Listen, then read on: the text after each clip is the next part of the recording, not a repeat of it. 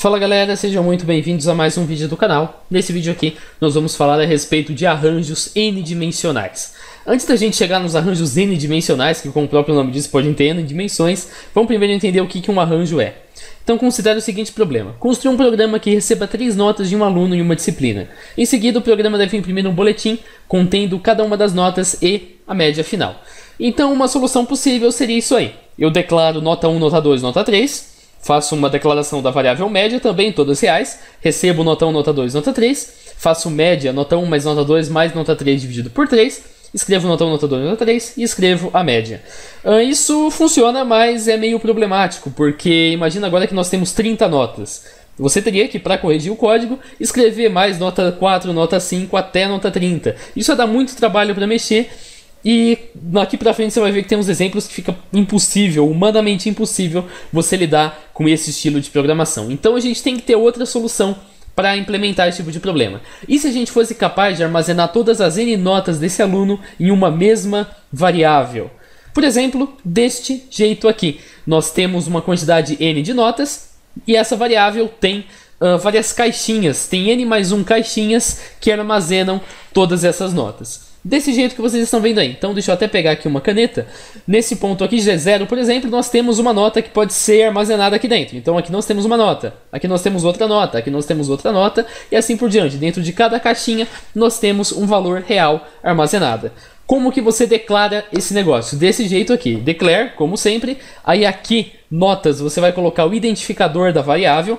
Aqui você vai colocar o número de elementos que o seu arranjo vai ter. E aqui você vai colocar o tipo de elemento que esse arranjo vai ter. O outro detalhe importante é, um arranjo só pode ter elementos de um mesmo tipo.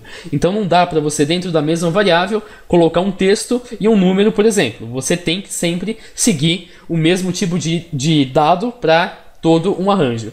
Então essa estrutura aí, declare notas 3 real. Ela vai declarar um arranjo de uma dimensão do tipo real que tenha 3 elementos. Você notou aqui que esse arranjo começa a contar a partir do 0, ou seja, essa declaração vai produzir apenas este resultado aqui.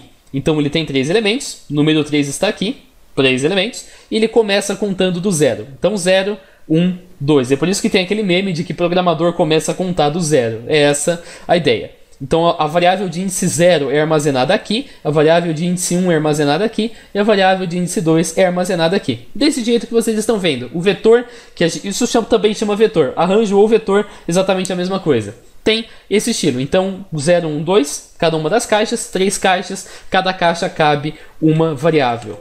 E o que mais a gente pode tirar disso? Dá uma olhada nessa implementação que eu estou fazendo aqui, porque algumas coisas mudam quando nós adotamos esse estilo de programar. Na verdade, essa estrutura de dados, digamos assim. Porque até o momento nós poderíamos fazer isso aqui, read nota.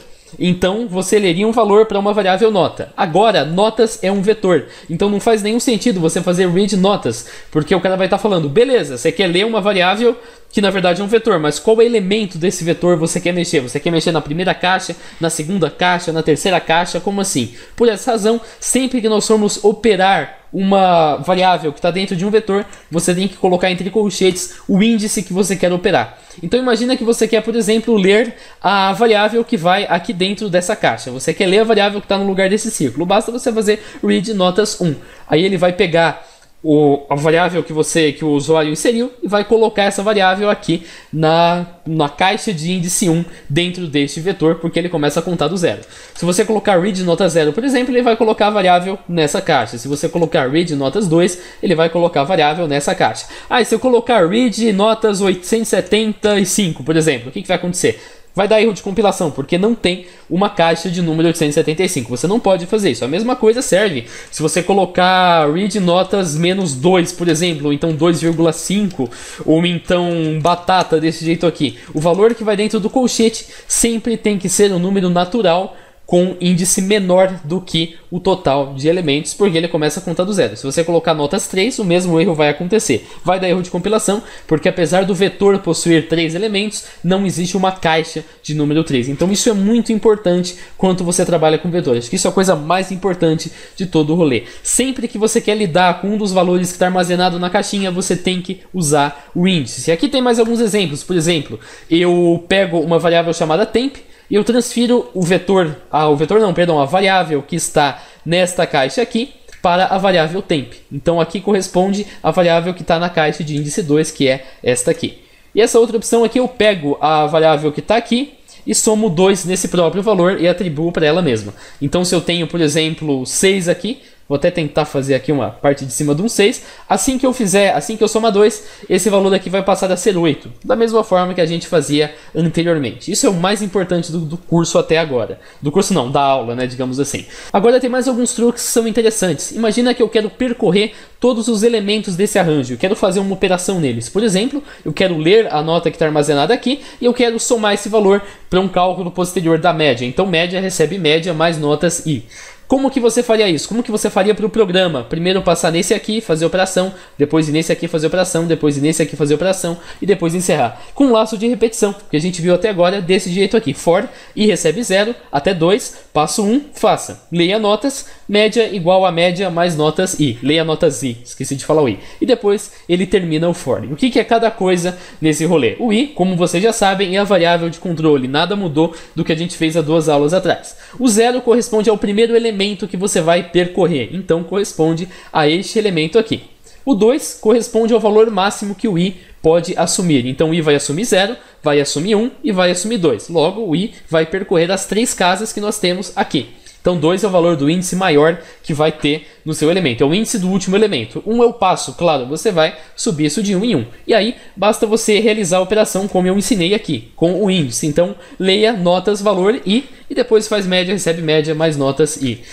Se você ainda não entendeu, vamos agora ver a implementação disso aí no problema que nós tínhamos inicialmente. Criar um programa que lê 3 notas de um aluno e imprime um boletim para ele junto com a sua média. Então o código chama boletim, o input são as notas de um aluno em 3 provas e o output é o boletim contendo a nota de cada prova e a sua média final.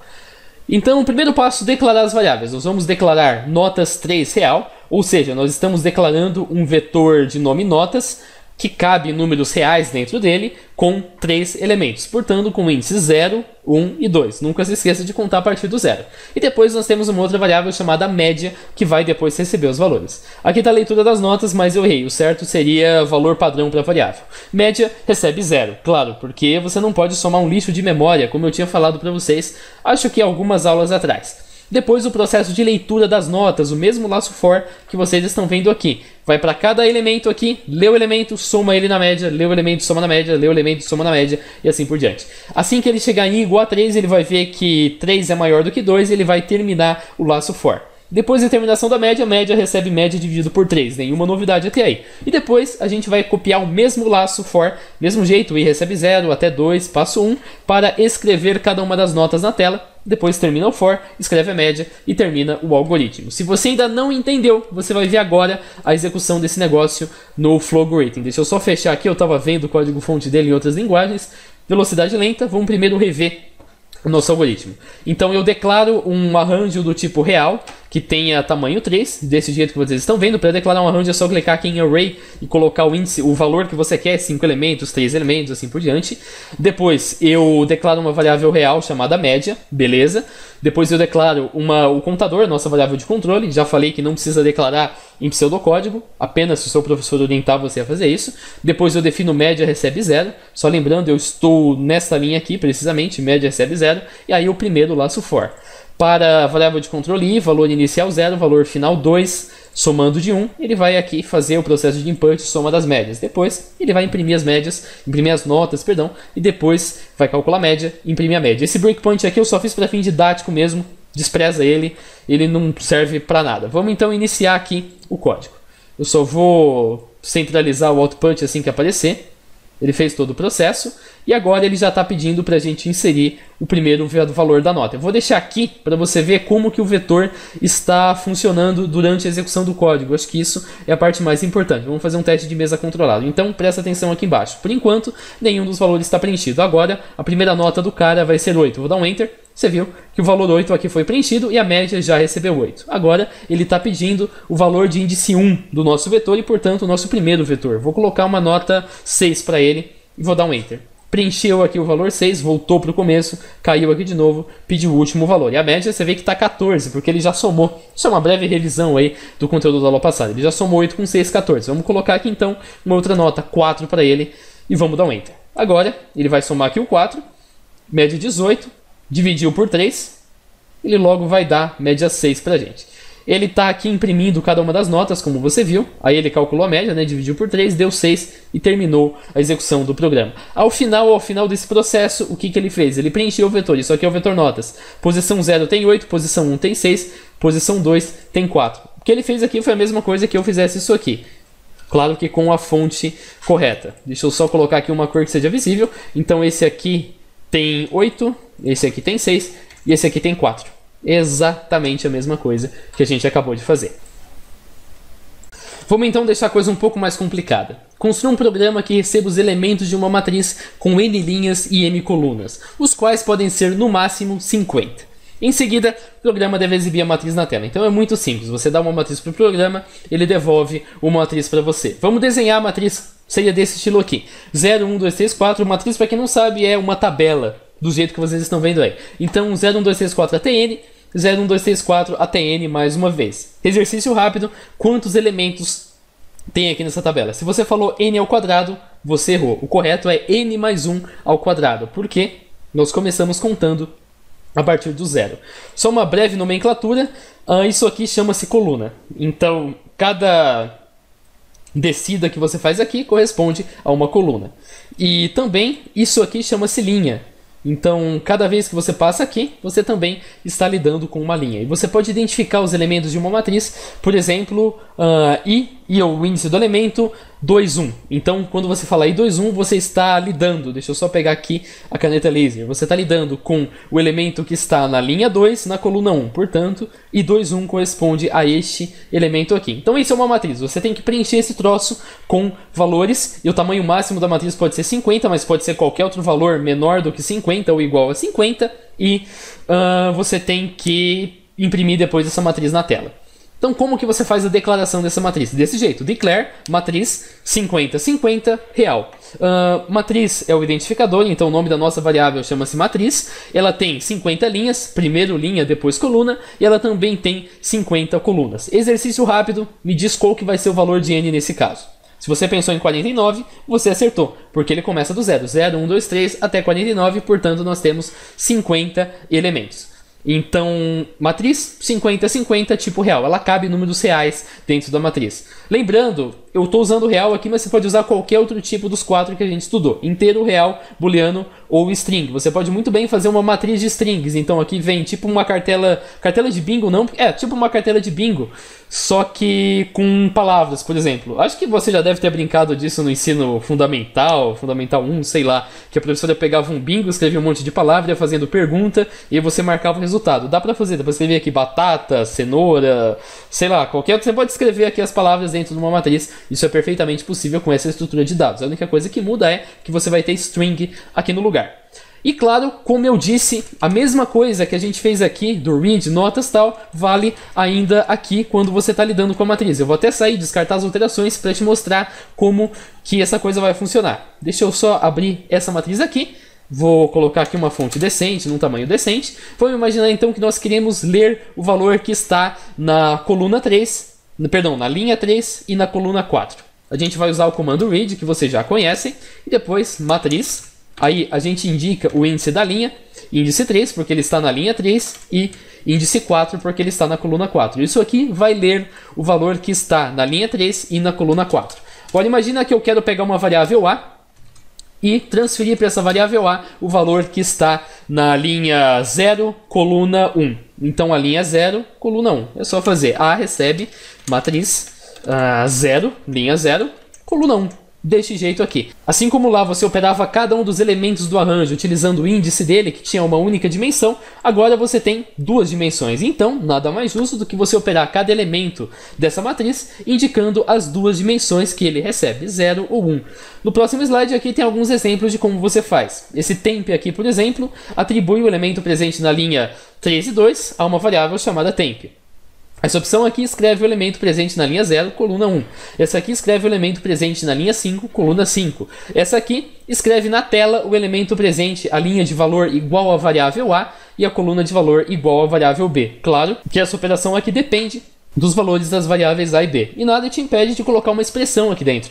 Então essa linha escreve o elemento que está na posição da linha A mais 1 e na posição da coluna B menos 2. Lembrando, claro, a mesma coisa que eu falei. Se eu fizer, por exemplo, a matriz é 50-50. Se eu fizer isso aqui, eu vou ter erro de comparação.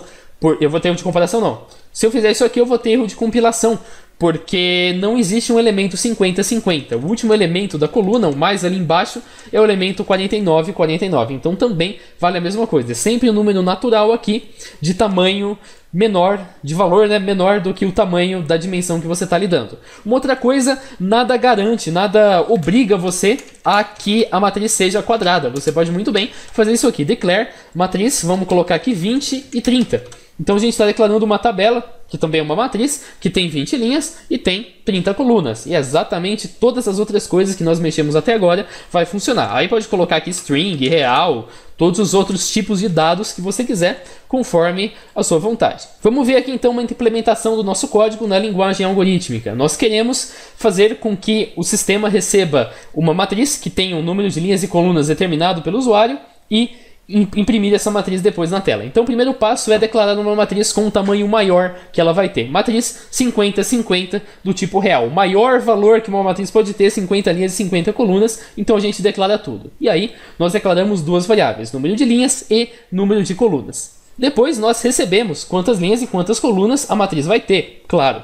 Então ele recebeu aqui o número de linhas, recebeu o número de colunas e agora ele tem que receber cada elemento da matriz. Como que vai fazer isso? Aqui, cara, vem uma sacada assim que é fundamental para você entender esse conteúdo. Vamos supor que ele tenha recebido como número de linhas um valor de 20 linhas, então índice de 0 até 20. Ele recebeu também um valor de colunas de 30 colunas, então de 0 até 29. Logo, 0, 1, 2, 3, tal, até 29 nós temos 30 colunas e 20 linhas. Como que vai ser o processo de ler a matriz? Ele vai ter que receber cada um dos elementos que tem aqui dentro. Só para você ter uma ideia, nós temos 30 vezes 20, 600 elementos dentro dessa matriz. E você tem que fazer um laço for que vá receber os 600 elementos. Uma forma de fazer, qual que é? Primeiro, você recebe todos os elementos que estão aqui na linha 0. Depois você vem para cá e recebe todos os elementos que estão na linha 1. Depois você vem para cá e recebe todos os elementos que estão na linha 2. E você vai fazendo isso, preenchendo a matriz primeiro nesse sentido e linha por linha, desse jeito aqui, até o valor do 19. E tem uma sintaxe bem simples para você fazer esse processo. Você vai usar um laço for dentro de outro laço for. O primeiro é for i recebe 0 até número de linhas menos 1, então até aqui embaixo, faça. E aí, dentro desse laço for, que vai permitir com que você desça uma unidade para cada linha, você vai colocar outro laço for, que vai permitir que você avance uma unidade para cada coluna, que é for j recebe 0 até número de colunas menos 1, portanto até 29, até esse ponto aqui, leia matriz ij. Matriz ij, por exemplo, já expliquei, né? Mas se eu colocar matriz... se eu colocar aqui matriz 5 e 6, o que ele vai fazer é ler o elemento da linha 5 com a coluna 6. O que ele vai fazer é ler este elemento aqui. E é exatamente isso que o laço for vai fazer. Vamos fazer aqui um teste mental para apenas duas linhas. Então, for i recebe 0. Beleza, eu estou aqui.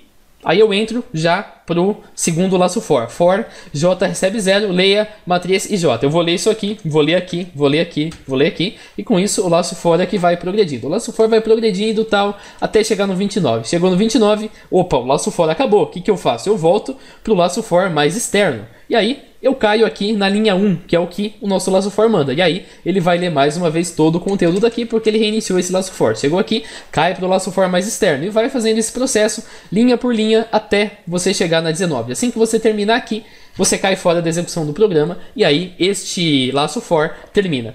Portanto, esse código permite ler os elementos da matriz. Já esse outro código é exatamente a mesma coisa. Esse mesmo processo de você seguir aqui linha e depois coluna. E com isso você consegue imprimir a matriz. Detalhe que a gente optou por começar por linha e depois ir para coluna. Então o laço mais externo é da linha e o laço mais interno é da coluna. Porque ele vai preenchendo primeiro uma linha, segunda linha, terceira linha. Nada te impede de inverter a ordem e fazer ele preencher coluna por coluna. É possível fazer, mas eu não indico muito, porque a noção mais intuitiva que nós temos é linha-coluna. É assim que a matemática trabalha, é assim que a sintaxe aqui inclusive trabalha. Então, cara, não é muito legal você fazer a leitura desse jeito aqui, a não ser que você tenha um motivo para isso. Mas saiba que é possível, basta você inverter a sintaxe. Quem quiser, vou até deixar como exercício, faz um programa em pseudocódigo que permita realizar esse tipo de processo. Bom, até agora a gente trabalhou com arranjos de uma dimensão, que são uma linha. A gente trabalhou com arranjos de 2 dimensões, que são uma tabela. Então dá para você deduzir o que são arranjos de 3 dimensões. Seria como se fosse um espaço mesmo, um grande cubo, um paralelepípedo, com vários outros cubinhos menores dentro dele. Vou tentar pesquisar aqui na internet, não sei se eu vou lembrar o nome correto, mas seria alguma coisa como material dourado. Deixa eu ver aqui se é material dourado. Vamos ver se eu consigo achar aí uma representação gráfica desse. Seria basicamente isso aqui. Esse troço aqui seria um arranjo tridimensional de dimensões, onde cada um desses cubinhos aqui corresponderia a uma variável. Na verdade, eu perdi uma oportunidade incrível de usar material dourado desde o começo para explicar essa desgraça. Isso aqui é uma variável, isso aqui é um arranjo de uma dimensão, isso aqui é um arranjo de 2 dimensões, e isso aqui é um arranjo de 3 dimensões. E não tem nenhuma novidade em como você faz para declarar isso aí. Basta colocar nome da variável, identificador, seguido pela quantidade máxima de índices, de elementos, que tem em cada uma dimensões. Então, por exemplo, eu declararia isso aqui como sendo, sei lá, material dourado, entre parênteses, 10, entre colchetes, né? 10, 10, 10. Depois fecha todos os colchetes, 2 pontos, integer. Então, teríamos um arranjo de 3 dimensões. Agora, eu não acho que você deva dedicar muito esforço para tentar entender esse arranjo de 3 dimensões em uma perspectiva, digamos, gráfica. Porque você vai entender, vai sofrer para entender, e depois não vai servir para nada quando você tiver um arranjo de 4 dimensões, de 5 dimensões, porque você simplesmente não tem como representar graficamente um arranjo de mais de 3 dimensões. Então eu vou apresentar para vocês uma outra situação. Dá uma olhada nesse exemplo 1. Imagina que eu declare uma variável chamada estoque que tenha 4 dimensões. A primeira dimensão cabem 2 elementos. Na segunda dimensão cabem 4 elementos. Na terceira dimensão cabem 4 elementos. E na terceira dimensão cabem 3 elementos. E como que essa variável estoque funciona? Isso aqui corresponde ao estoque de uma loja de calças que tem lâmpadas. Não, tem calças no estoque. E a gente classifica essas calças com 4 variáveis. A primeira delas, que é a primeira dimensão, que como eu disse aqui, só tem um pequeno errinho, né? Aqui é 2, 4, 4, 3, desse jeito aqui. A primeira dimensão possui 2 valores, como eu disse, 0 se a calça for modelo para masculino e 1 se a calça for modelo feminino. Depois a outra dimensão diz respeito à largura da calça, dependendo do quão gorda a pessoa for. Então 0 para P, 1 para M, 2 para G, 3 para GG, desse jeito aqui. Depois a terceira dimensão também tem 4 elementos e corresponde ao comprimento da calça, da barra da calça. Acho que é isso, 0, 50 centímetros, 1, 60 centímetros, 2, 70 centímetros, 3, 80 centímetros. O cara é o Slender, para ele usar a calça 3. Nem sei se esses valores fazem algum sentido, eu só coloquei para experimentar. E depois a última dimensão aqui corresponde à cor da calça, 0 azul, 1 cinza e 2 preto. Então eu posso atribuir a cada combinação dessas aqui, que na verdade nós temos 4 possibilidades para a largura da calça, temos 4 possibilidades para o comprimento e 3 possibilidades para as cores. Então nós temos ao todo 96 tipos de calças diferentes no estoque dessa loja. Então nós temos um arranjo de 4 dimensões com ao todo 96 elementos dispostos aí de acordo com cada uma dessas dimensões. O que eu faço se eu quiser, por exemplo, informar que nós temos 5 calças para homem, tamanho P, com barra de 70 centímetros e da cor azul? Você faz desse jeito, estoque 0, 0, 2, 0, 5. Ele recebe a variável 5 para essa unidade. Então uma das 96 unidades que tem dentro desse arranjo é essa aqui, e essa unidade recebe a variável 5. Outra possibilidade também é você colocar write estoque esse valor. Aí isso na tela vai exibir lá para você o valor 5, que é a variável correspondente a este ponto. Um outro exemplo que você pode fazer é o seguinte: você cria um arranjo de 3 dimensões que caibam 32 unidades de um lado, 13 unidades de outro e 11 unidades de outro. A unidade do 32 corresponde aos dias de um mês, que tem 31 dias. Você vai entender daqui a pouquinho. A unidade 13 corresponde aos meses do ano, que tem 12 meses. E a unidade 11, no caso a terceira dimensão, aí, tô falando unidade não sei porquê, corresponde aos anos que vão de 1 até 10. E aí, nesse caso, você despreza os índices 0. Então eu vou lá voltar no material dourado, é a mesma coisa que você pegasse esse cubo e começasse a contar apenas a partir do 1. Você simplesmente despreza a camada exterior do cubo, porque, para fins intuitivos, para fim do código ficar mais simples, você achou melhor que seria uma boa ideia desprezar essa parte. E o que você faz? Vou pegar aqui mais uma vez, deixa eu até apagar aqui o código que a gente já fez e vou dar aqui um exemplo. Você quer atribuir, no caso aqui é uma possibilidade inteira, então você quer atribuir o valor 8 para a data 15 de novembro do ano 5, por exemplo. O que você faz? Você coloca aqui observação, você vai entender por que da observação daqui a pouco. Aí você seleciona o índice dela. Nesse caso, o índice está de uma forma muito mais intuitiva. Dia 15 do mês 11 do ano 5. Desse jeito aqui. Porque, claro, o ano 0 não corresponde a nada. Então você sempre vai indexar desse jeito. Eu quero chegar então o dia dia 31 de dezembro do ano 10, que é o último ano. Basta você colocar aqui observação.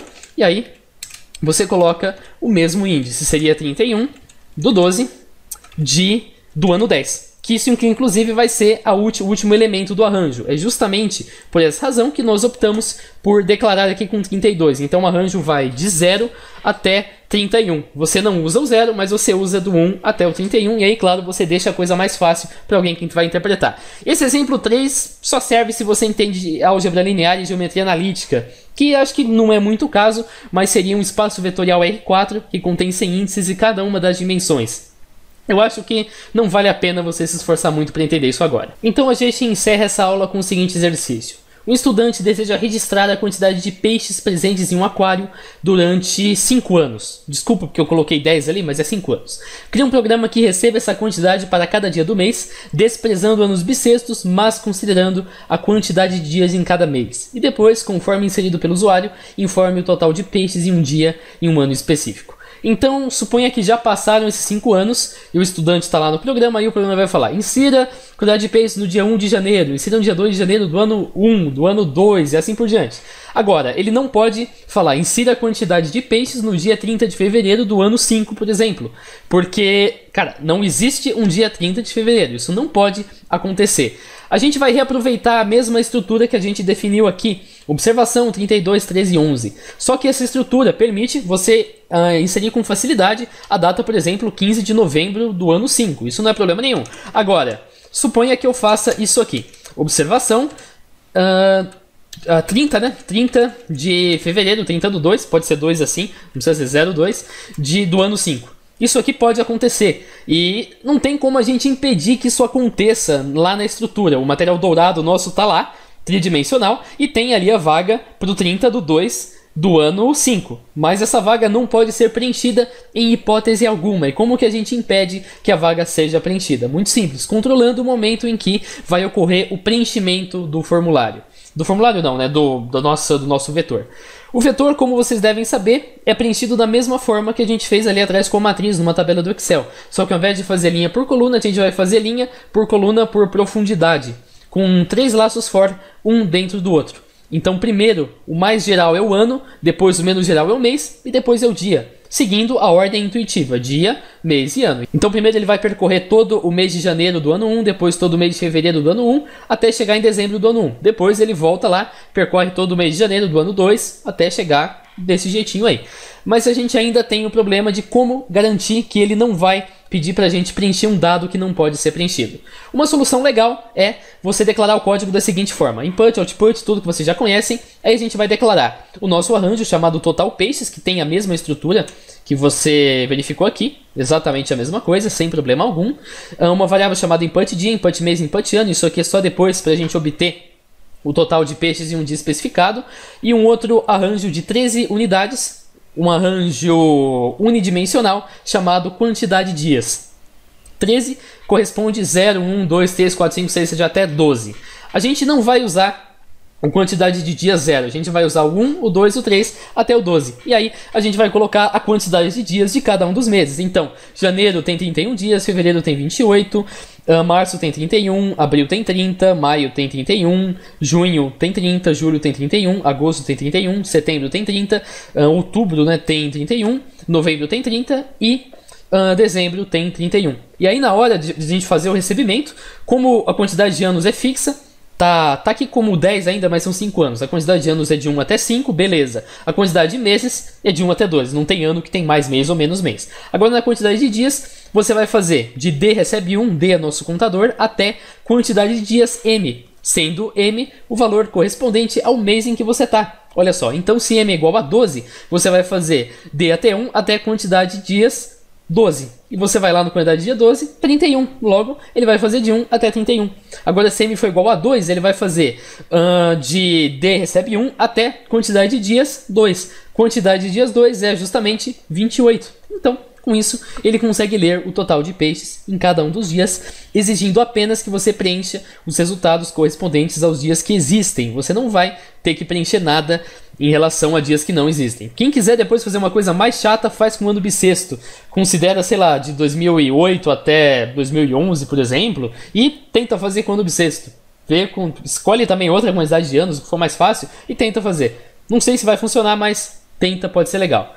E depois, no final, apenas a escrita da quantidade de peixes em um dado dia. Você vai ler o input dia, input mês, input ano, e você vai responder para o usuário o total de peixes no dia, mês e ano que foram escolhidos. Esse foi o vídeo, valeu por você que assistiu. Em breve a gente se vê. Falou!